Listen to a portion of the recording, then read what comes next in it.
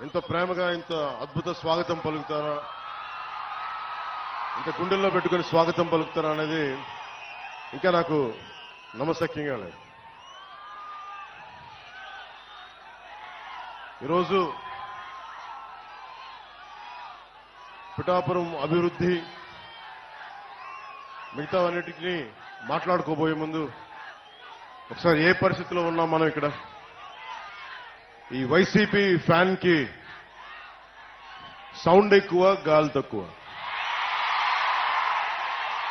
So ఆ sound ఎక్కువ, గాలి తక్కువ ప్రభుత్వం గురించి మాట్లాడుకోబోయే ముందు నేను ప్రత్యేకించి మన పిఠాపురం నేల యొక్క విశిష్టత, దీని ప్రాముఖ్యత, అలాంటి నేలకి పెద్దలు తెలుగుదేశం ఇన్ఛార్జ్ శ్రీ వర్మ గారు ముందుకొచ్చి బలమైన నాయకులైంది కూడా పొత్తు ధర్మం ప్రకారం ఆయన పోటీ నుంచి తప్పుకొని పొత్తు ధర్మంలో జనసేనని గెలిపించే బాధ్యత వారు తీసుకున్నందుకు ప్రత్యేకించి వర్మ గారికి నా హృదయపూర్వక ధన్యవాదాలు తెలుపుకుంటా ఉన్నాం. అలాగే బీజేపీ నాయకులు ఇన్ఛార్జ్ శ్రీ బుర్రా కృష్ణరాజు గారికి కూడా ప్రత్యేకించి నా హృదయపూర్వక ధన్యవాదాలు, నమస్కారం.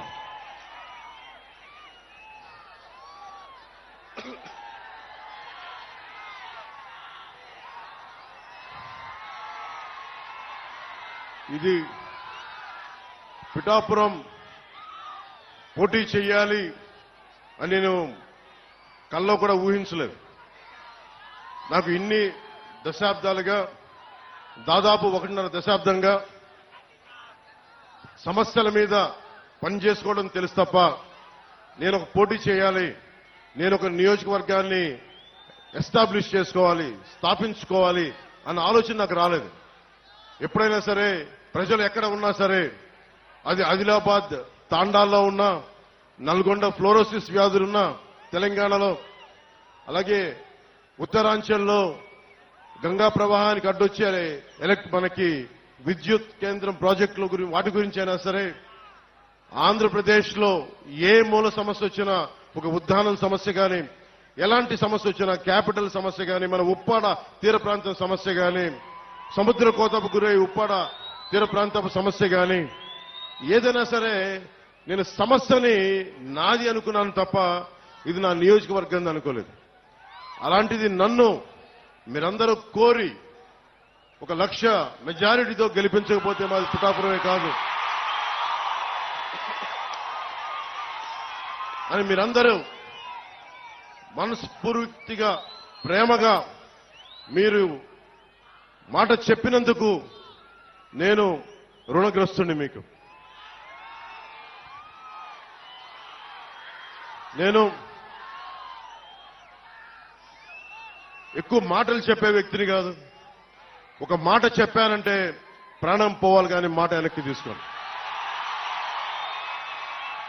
మీకు అందరికీ అనిపించవచ్చు, నువ్వు రాష్ట్ర స్థాయి మొత్తం తిరుగుతా, మా నియోజకవర్గం భవిష్యత్తులో నీ చేతుల్లో పెడతాం, నువ్వు ఎట్లా చేయగలవని మీ అందరికి కూడా ఎంత ప్రేమగా ఉన్నా కానీ ఒక మనసులో ఒక మాట ఉంది, భావన ఉండొచ్చు.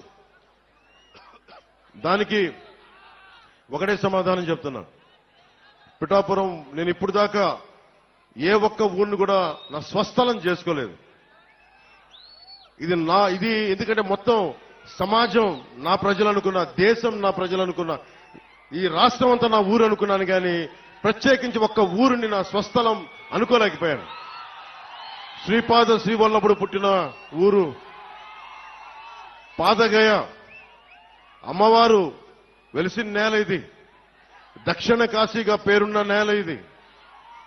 అలాంటి ఆంధ్ర బాప్టిస్ట్ చర్చ్ అని చెప్పి 1905లో ఎస్టాబ్లిష్ అయిన చర్చి ఉంది ఇక్కడ. బంగారు పాపమ్మ దర్గా ఉన్నది. ఇవన్నీ అన్ని మతాల కలయిక, చాలా విశిష్టత ఉంది నేలకి. అలాంటి నేలకి శ్రీపాద శ్రీవల్లభుడు నా గురువు. నేను దత్తాత్రేయ గురు పరంపరలో నుంచి వచ్చాను. ఈ రోజున నా సినిమాల్లోకి పట్టుకొచ్చింది, రాజకీయాల్లోకి పట్టుకొచ్చింది ఓడిపోయినా కానీ దశాబ్దం నుంచి ఒంటరి యుద్ధం చేస్తూనే ఉన్నాను. ఈ రోజున ఒకటే అడుగుతా ఉన్నా, ఇప్పుడు దాకా నేను నోరు తెరిచి ఎవరిని ఏం అడగల. 19లో కూడా నన్ను గెలిపించండి అని అడగడానికి కూడా నాకేంటో మనస్కరించలా. ఈ రోజున నేను మిమ్మల్ని అడుగుతున్నాను, మిమ్మల్ని ఆర్థిస్తున్నాను, 2 చేతులు జోడించి అడుగుతున్నాను.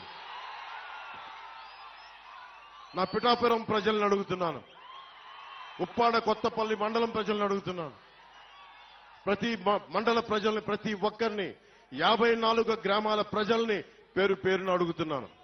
కులాలకి మతాలకి అతీతంగా అందరినీ అడుగుతున్నాను. నేను మీకోసం నిలబడతాను. మీ ఆశీర్వాదాలు కావాలి. నన్ను గెలిపించండి. ఏ ఒక్కరు కూడా, ప్రతి ఒక్కరు కూడా ఇంత కష్టపడ్డారు.